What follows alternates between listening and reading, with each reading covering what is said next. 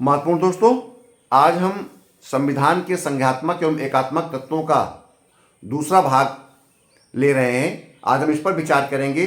पिछले भाग में हमने संघीय विशेषताओं पर बात की थी, आज हम एकात्मक विशेषताओं पर बात करेंगे। किसे हम संघ राज्य कहते हैं, किसे हम एकात्मक राज्य कहते हैं, या इनकी क्या क्या विशेषताएं हैं, इस पर हमने पिछले वीडियो पर चर्चा कर लिया था।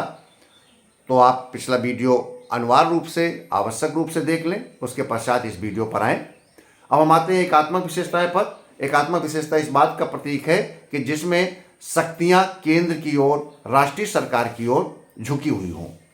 तो पहली विशेषता है मजबूत केंद्र, स्ट्रांग सेंटर। हमारे देश का जो सेंटर है, राष्ट्रीय सरकार है, वो मजबूत है।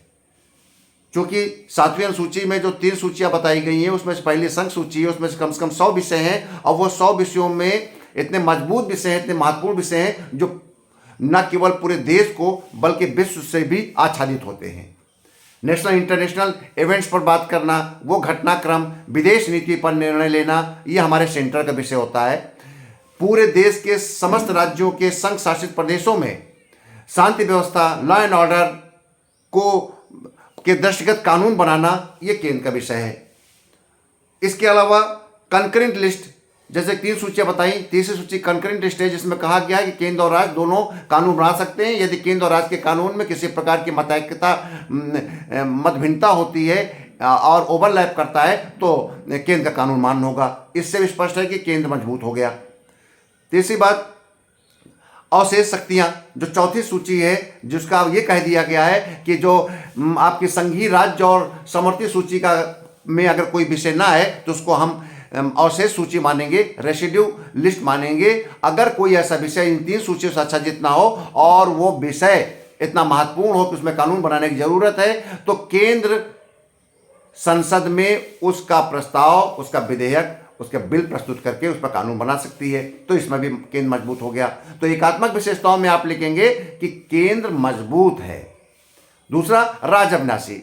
राज्य चाह कर भी केंद्र को छोड़ नहीं सकता।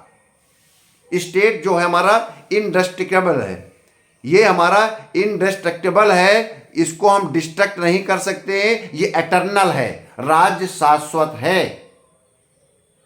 राज्य अपने आप स्वतः ये नहीं कह सकता कि मैं भारत के संविधान से अपने आप को पृथक कर रहा हूं।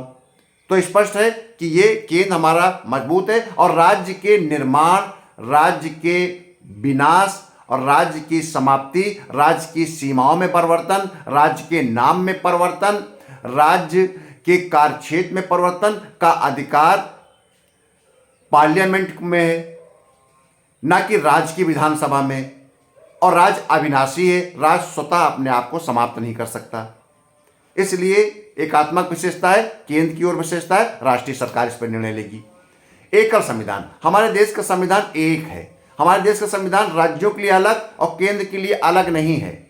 एक ही संविधान से राज्य और केंद्र दोनों संचालित होते हैं। और एकल संविधान का गार्जियन, संरक्षक भारत का सुप्रीम कोर्ट है, क्योंकि हमारे देश में संविधान सर्वोच्च है और उस संविधान की सर्वोच्चता को अक्षुण्ण रखने के लिए गार्जियन के रूप में माननीय उच्चतम न्यायालय कार्य करता है।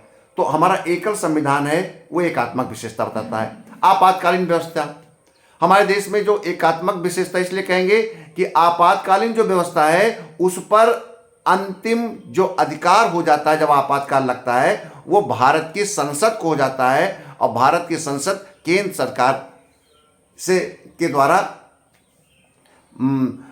विनियमित होती है। यानी कि केंद्र सरकार यदि कोई विधेयक या प्रस्ताव संसद में लेकर जाएगी तो उस पर संसद निर्णय लेगी। आपातकाल की व्यवस्था में राज्य की विधायिका को कोई अधिकार नहीं रह जाता। आपको पता है कि आपातकाल 3 प्रकार का लगाया जाता है। अनुच्छेद 352 में है, 356 में, 360 में।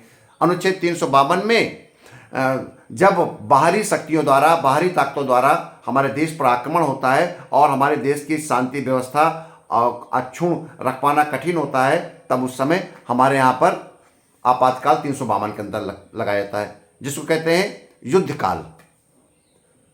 और दूसरा है आपका राज्य में जब प्रशासनिक व्यवस्था, लॉ एंड ऑर्डर, यह माना जाता है कि राज्य अब संविधान के प्रावधानों के आधार पर काम नहीं कर पा रहा है, तो उस दशा में 356 लागू करके राष्ट्रपति शासन लगाया जाता है। उस समय भी शक्तियां केंद्र की ओर चली जाती हैं, संसद के हाथ में आ जाती हैं।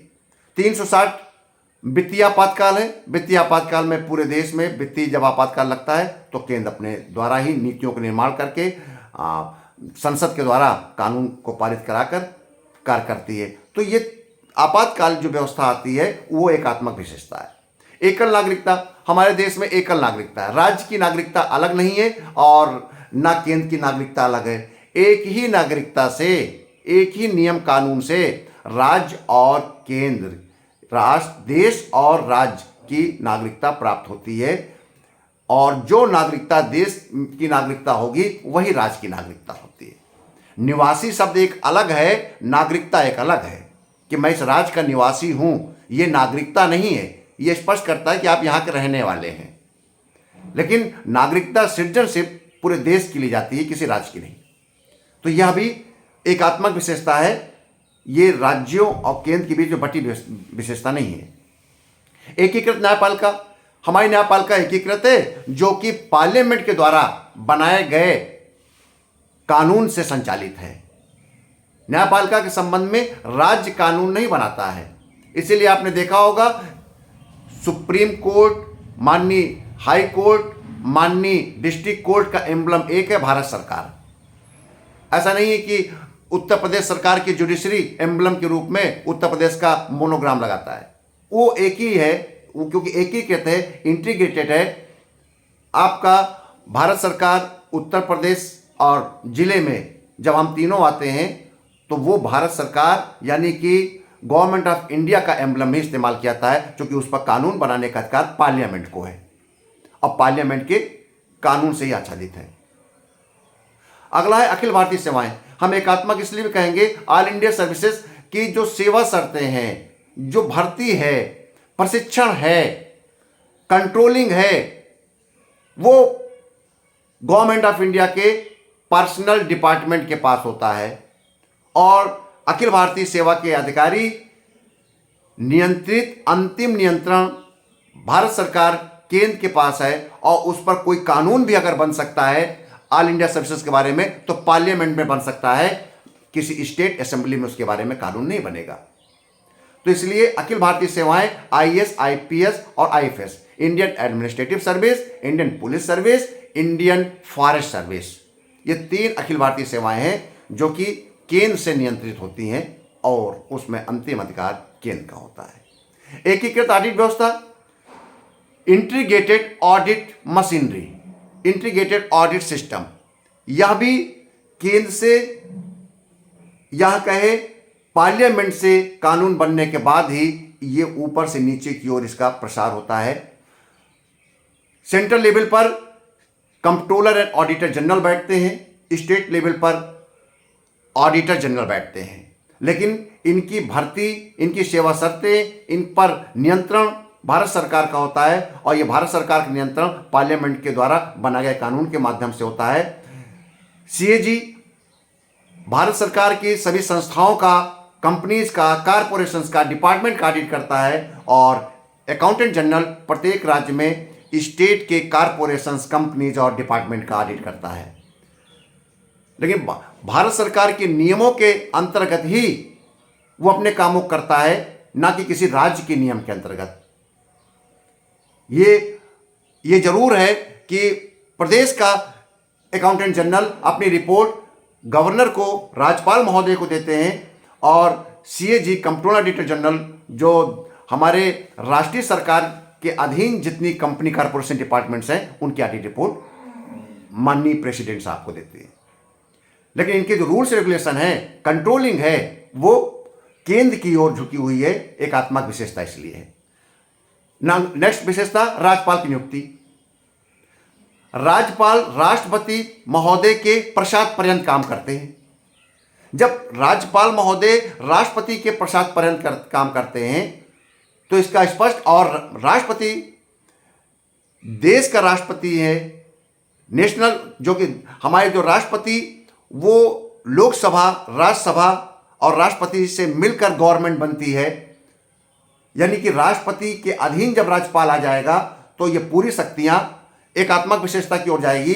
राज्यपाल महोदय अपनी समस्त राज्य की समस्त कार्य प्रणाली, कार्य व्यवस्था, शांति व्यवस्था के संबंध में पाक्षिक या समय समय पर मंथली या पाक्षिक या 6 मंथ ईयरली रिपोर्ट राष्ट्रपति महोदय को प्रस्तुत करते हैं और अपनी संस्तुति देते हैं कि किस प्रकार से राज्य काम कर रहा है। तो ये एकात्मक व्यवस्था है कि केंद्र राज्य पर नियंत्रण रखता है राज्यपाल महोदय के माध्यम से। नेक्स्ट विशेषता है राज्य सूची पर संसद का नियंत्रण। यह केंद्रीकरण की सबसे बड़ी विशेषता है। राज्य सूची के तमाम विषयों पर संसद का नियंत्रण होता है। 248, 249, 250 ये बहुत से ऐसे अनुच्छेद हैं जिसके द्वारा केंद्र राज्य पर नियंत्रण रखता है। राज्य केंद्र चाहे तो राज्यसभा के माध्यम से कोई भी विषय राष्ट्रीय महत्व का घोषित कर सकता है और राष्ट्रीय महत्व का विषय घोषित होने पर उस पर संसद को कानून बनाने का अधिकार मिल जाता है, यानी कि राज्य के विषय पर संसद का कानून बन जाता है और यह माना जाता है कि इससे राज्य की शक्तियों को नुकसान पहुंचाया जा रहा है और यह हमारी एक एकात्मक विशेषता है। इस एकात्मक विशेषता और दूसरी बात, आपातकाल के दौरान तो राज्य विषय की सभी विषय, राज्य सूची के सभी विषय केंद्र के पास आ जाते हैं और वो किसी विषय पर पार्लियामेंट के माध्यम से कोई कानून बना सकता है। आर्टिकल 250 कहता है संसद राज्य सूची के किसी विषय पर कानून बना सकती है या आपातकाल लागू होने के 6 महीने के लागू होने तक तो रहेगा और अगर आपातकाल समाप्त भी कर दिया गया तो उसके 6 माह बाद ही समाप्त होगा। किसी भी राष्ट्रीय महत्व के विषय पर आर्टिकल 249 पर हम कानून बना सकते हैं यदि राज्यसभा 2/3 बहुमत से यह सिद्ध कर दे या प्रस्ताव पारित कर दे कि राज्य सूची का कोई विषय राष्ट्रीय महत्व का हो गया है तो संसद उस पर सामान्य बहुमत से कानून बना सकती है। तो राज्य सूची पर संसद का जो नियंत्रण है वो एकात्मक विशेषता है, यूनिटरी कैरेक्टरिस्टिक्स है। एकीकृत निर्वाचन व्यवस्था, जो हमारा राष्ट्रीय निर्वाचन आयोग है उसकी नियुक्ति, उसके सदस्यों की नियुक्ति राष्ट्रपति महोदय करते हैं और जो उसकी कॉलेजियम है और जो उसके नियुक्ति करने के लिए जो एक कमेटी है उस पर भी राष्ट्रीय स्तर के ही रिप्रेजेंटेटिव रहते हैं। प्रधानमंत्री, गृह मंत्री और विपक्ष के नेता, इनसे मिलकर इनकी एक सिलेक्शन कमेटी है। तो ये भी एक और हमारा जो राष्ट्रीय निर्वाचन आयोग है ये न केवल मेंबर ऑफ पार्लियामेंट की निर्वाचन की प्रक्रिया पूरी कराते हैं, member of legislative assembly MLAs यानी कि राज्य के विधानसभा के भी निर्वाचन की प्रक्रिया पूरी कराते हैं। तो एक प्रकार से, और इस पर जो पूरे इनकी सेवा शर्तें हैं, कानून जो इनकी सेवा शर्तें हैं, नियमावलियां हैं, ये पार्लियामेंट से ही पारित की जाती हैं। राज्य की विधानसभा पर इन पर कोई कंट्रोल नहीं है। तो ये एकात्मक विशेषता है। राज्य के विधेयकों पर वीटो, राज्यपाल यदि लगता है कि कोई राज्य का विधेयक जो पारित होकर उनके स्वीकृत के लिए आया है वो ऐसा विधेयक है जिस पर राष्ट्रीय या संघ के किसी नियम या संघ के किसी विषय को उल्लंघन हो रहा है या इसका प्रभाव व्यापक हो सकता है, राज्य से बाहर भी हो सकता है, तो ऐसे विधेयक को राष्ट्रपति महोदय के विचारार्थ प्रस्तुत कर सकते हैं। राष्ट्रपति महोदय चाहें तो उस पर सहमति दें और चाहें तो न दें। तो यह विशेषता भी एकात्मक विशेषता है।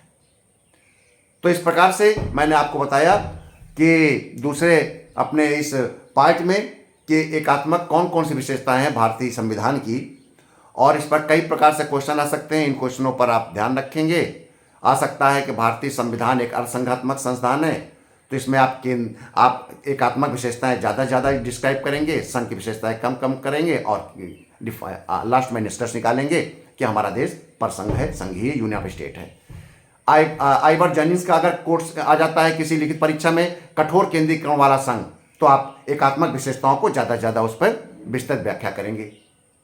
अगर ग्रैंडबी लास्टिन की बात का कथन आता है कि हमारा संविधान सहकारी संघवाद का प्रतीक है, तो आप देखेंगे उन विषयों पर, उन बिंदुओं को ज़्यादा आप फोकस करेंगे जहां पर केंद्र और राज्य आपस में मिलकर काम कर रहे होते हैं। उसमें आप नीति आयोग के साथ साथ फाइनेंस कमीशन, विभिन्न प्रकार के कमेटीज और जो संघ सूची, समवर्ती सूची, राज्य सूची के विषय हैं, इनके जो आपस में बांट करके, कोऑर्डिनेट करके हो रहा, उसके बारे में इस प्रकार से आप बात करेंगे जिससे लगे कि हमारा जो संविधान है वो ना तो एकात्मक है, ना संघीय, आपस में मिलकर काम कर रहा है, इनमें सहकार संघवाद है। इस पर कभी विस्तार से किसी इस टॉपिक को लेकर और चर्चा करेंगे जब कभी क्वेश्चन आंसर का समय आएगा कि किस प्रकार के प्रश्नों का उत्तर देना है, तब उस पर डिस्कशन करेंगे। मेरे इस चैनल को लाइक करिए, सब्सक्राइब करिए, अधिक से अधिक लोगों तक पहुंचाइए, जिससे कि ऐसे लोग जो कि YouTube चैनल के माध्यम से या निःशुल्क व्यवस्था से ही शिक्षा ग्रहण कर सकते हैं, उनको ये शिक्षा मिल पाए, ज्ञान मिल पाए, परीक्षा के वो लायक बन सके और किसी प्रकार की विषमता, असमानता न रहे, जो कि हमारे भारतीय संविधान के एक महत्वपूर्ण विशेषता है और उसके अनुसार हमारा संविधान काम कर रहा है। अगले वीडियो में फिर मिलेंगे।